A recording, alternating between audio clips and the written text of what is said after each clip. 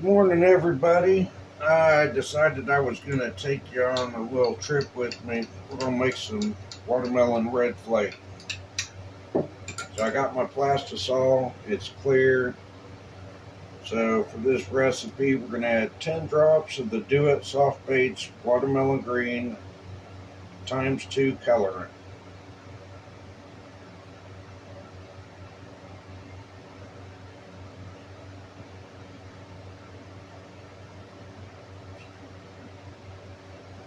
Alright, then we're going to add 1/4 teaspoon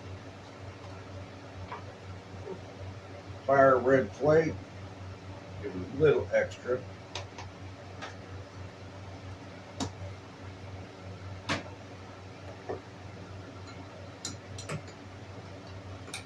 Give that a quick old stir and see what we got. Yeah, that's looking just like we need it to.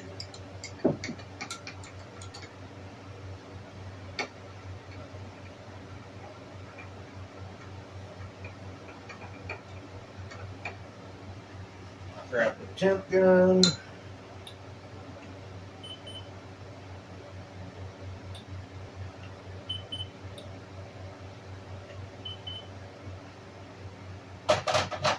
Still not quite at the temp, so we're going to stick it in for 15 seconds. But actually, you know what?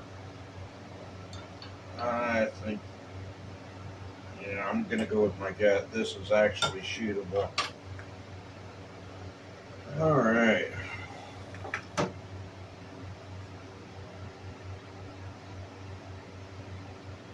Because my plunger is cold, I'm actually sucking it up and then sending it back in. That way it heats up the plunger. And you pour off that, fill that back up.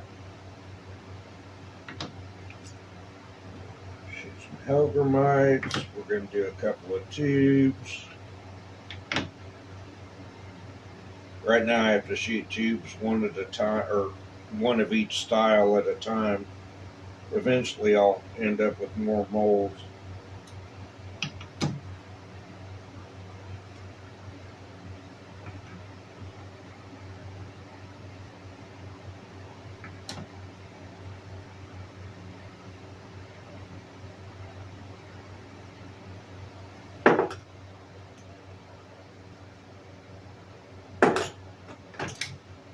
Alright. Use this little wood block. Kids, don't try this at home.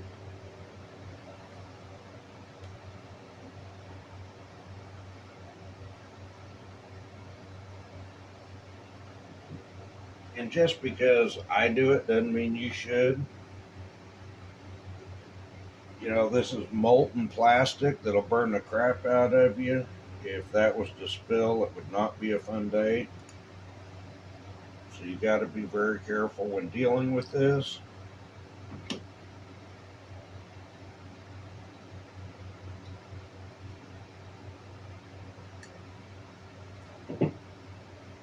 These filled up real quick.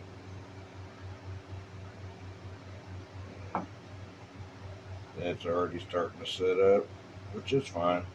We'll get a couple of these guys.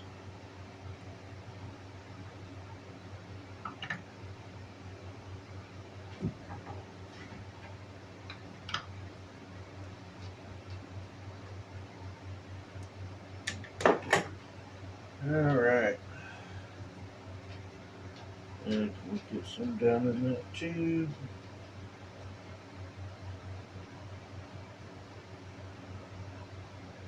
One of the things I'm trying right now is to see how many molds I can shoot with exactly 1 cup of plastic.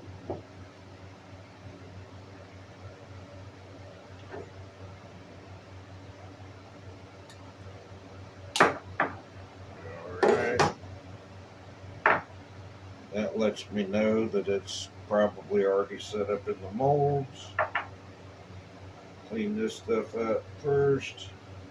I find having a routine where everything goes in its spot, it just makes things go so much faster.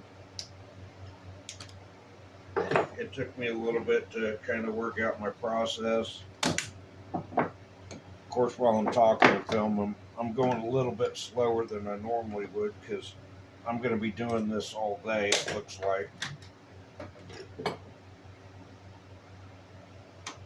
Alright, so sometimes on the first shoot, they don't shoot all the way, but actually, I mean, doesn't get much better than that.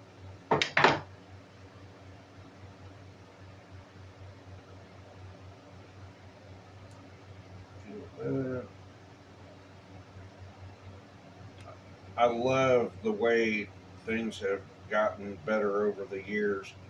I used to be one of those guys that would take a little rod and dip them like candles, and then they had this weird little razor blade contraption that didn't work hardly at all to cut the tails. I mean, these are just so much better. I mean, look at just, I mean, that's amazing. And the cool thing is, these are really affordable over at itMolds. I get all of my color in it. Almost all my molds are from there. I did have a friend of mine hook me up with some molds he wasn't using, but other than that, everything I got came from Do It, and you know, I like it. My net heads, all of my lead molds came from there. Uh, you know, I get all my paints there because there again, it's just I can trust consistency. And one thing that you have to do in this hobby is make sure that you make consistent baits, because if one color is you know doing the thing, you want to make sure you have that exact color. So we'll take these, put them in the water bath. I have the water bath off camera because I guess I should have showed you that one. But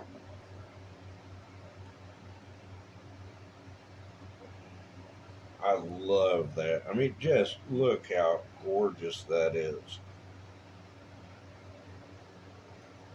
I mean, that's just, and it's so soft, and they float, so it'll actually sit like this in the water, and instead of standing straight up, it sits kind of like this. Um, and for punching, this is another good one. Flip it or punch through the mat and bring it right up there, and it's going to kind of float and hover. Love it. For so long, everybody made baits that you know are sinking and salts and all that, and I understand. However, you know, I think a floating bait tends to look more natural.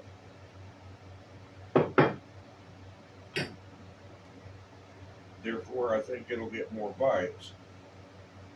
That didn't shoot, but there's a couple of those katana craws. I use these on the back of jigs, or I'll use them on nets, but instead of Texas rigging or Texposing to make it weedless, I actually leave the hook all the way out. So there's an issue with how thick this is. If you put it on a net head and rigged it, there's not enough bite there in those hooks. You'd end up losing quite a few fish, so don't do that.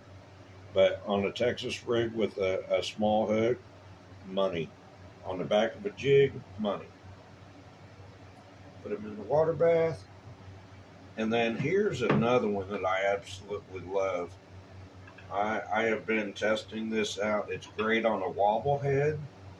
It's great swimming it. And like I said, sometimes the mold when it's cold doesn't shoot right, so As you can see, there's an air bubble right there. No good. And then here's one. Let me hold it up in the light. I've got this light here just so I can check to see if there's air bubbles. But yeah, we're good on that. Put it in the water bath. Take these two.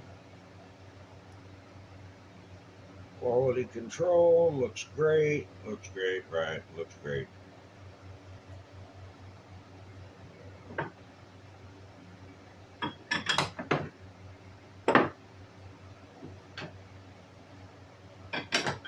I can only do this on days when I'm not going fishing, because unfortunately, after I lift these molds over and over and over, I run into a situation where I'm a little bit sore because of my weird arm.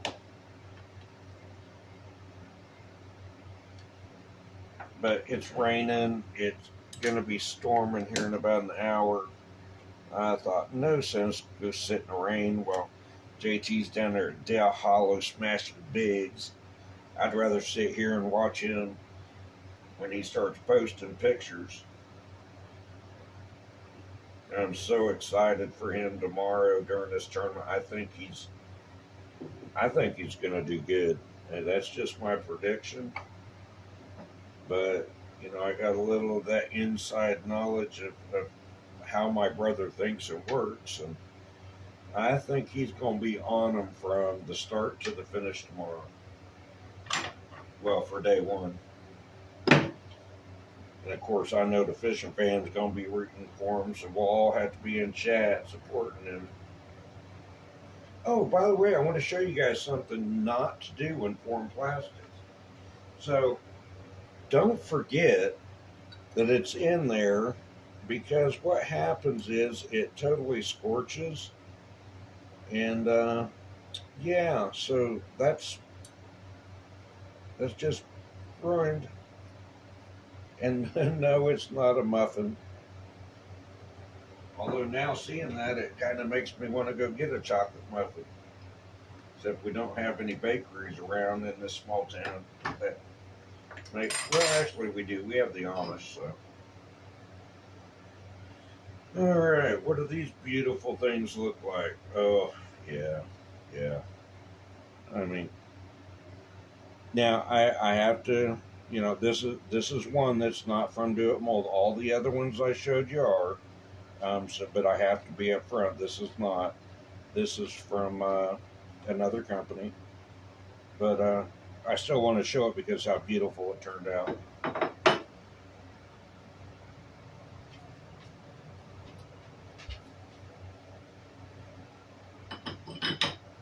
And as you all know, I'm not like JT. I don't edit. I don't, you know, I'm just kind of talking while I do what I'm doing, and hope that you guys, you know, see some value in it at least.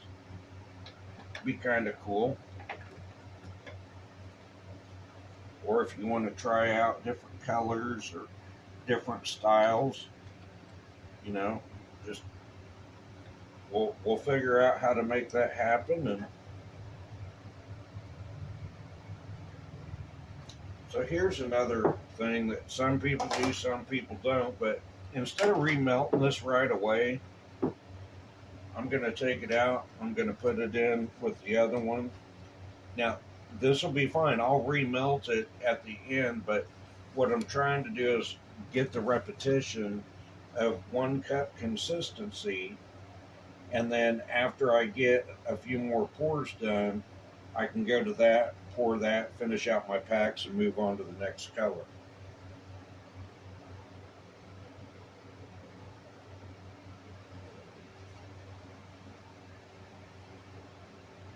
Give me just a second. I'm going to hang these baits up over on the bait wall.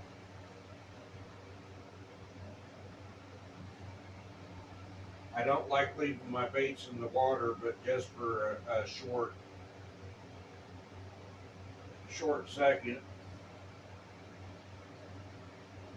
Then I put them on a paper towel, let them dry for a second.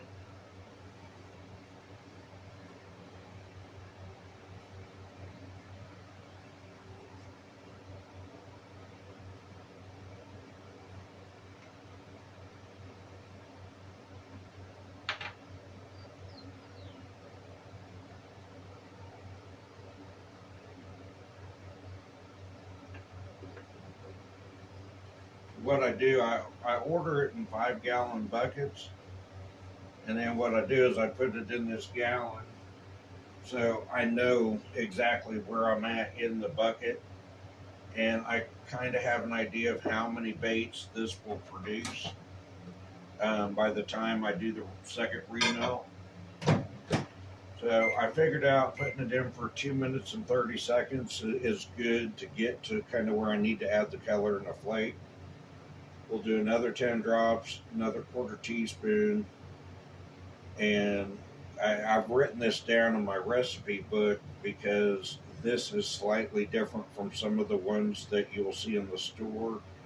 Um, I have reasons why I make things the shade that I'm making them.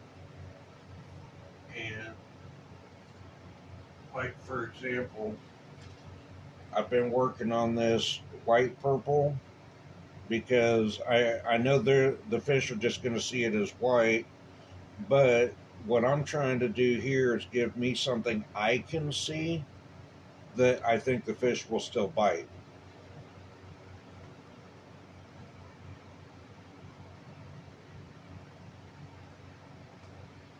And I have this color, which is a golden shiner, is what I call it, but I see that there are some similarities in some of the things up here with a color like this. So I thought, well, let me just kind of play around with it, and it's something that I'll be exploring.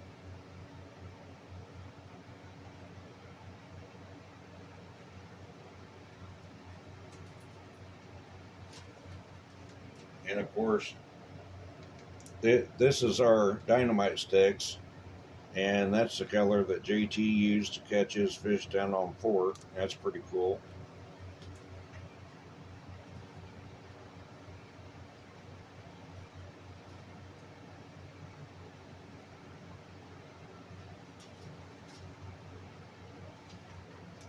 And then a gold June bug. We call it a broke tail, but y'all know what that looks like.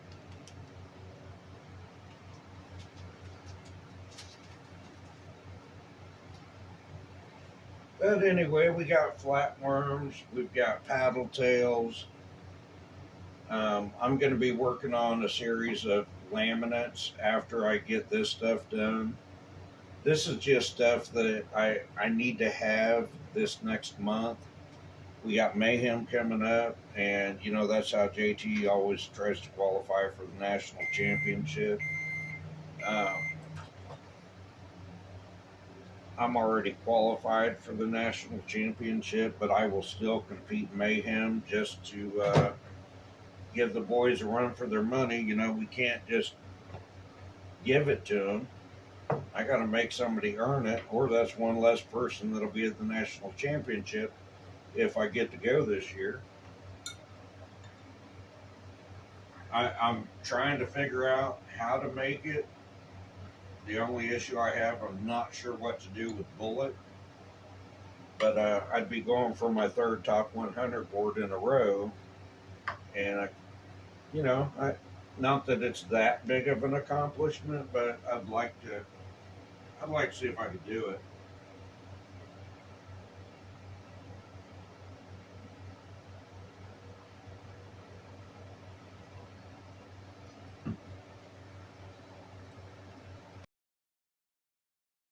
About doing this is if some of the fishing fan or anybody had an idea, oh, I'd love to have this color with this type of flake, or these two colors together, this on top, this on bottom. Being able to do this, I could actually have you guys, tell me what it is that you want, and I could do it, and then uh, do a little video to show you, just to see if it if it's what you thought it would be.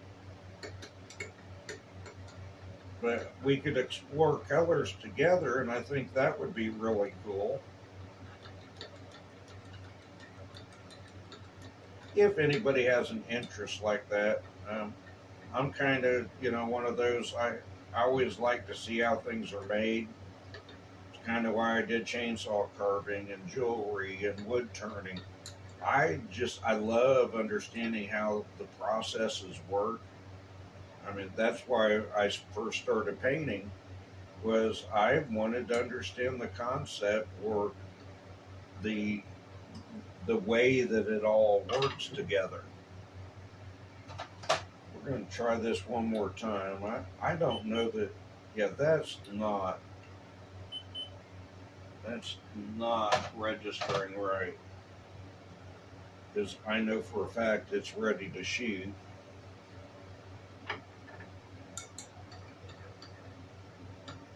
One more quick stir.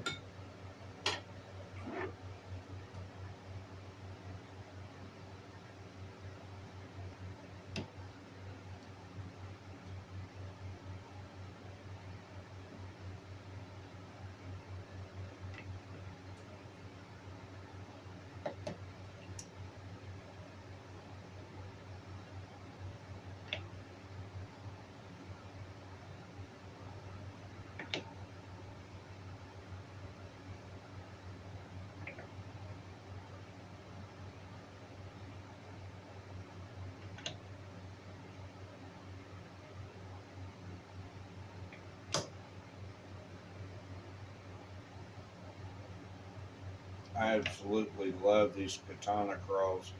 I find using them on a small Texas rig over at Boggs, which is the local lake I live close to here. And let me tell you, I do so well with this.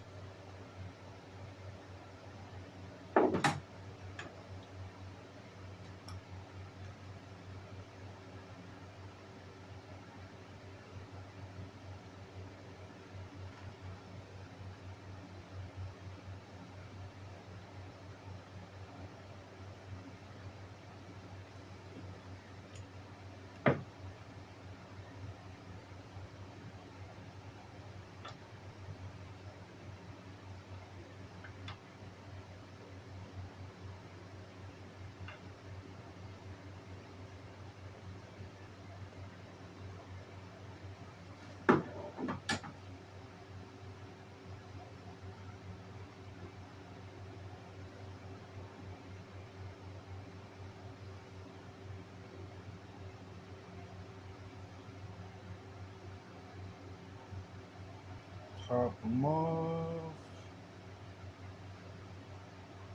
Anyway, oh, that didn't need to happen, but ain't gonna hurt nothing. So anyway, that's the process that I go through. So hope you like it. Anyway, I will see y'all in chat. Bye.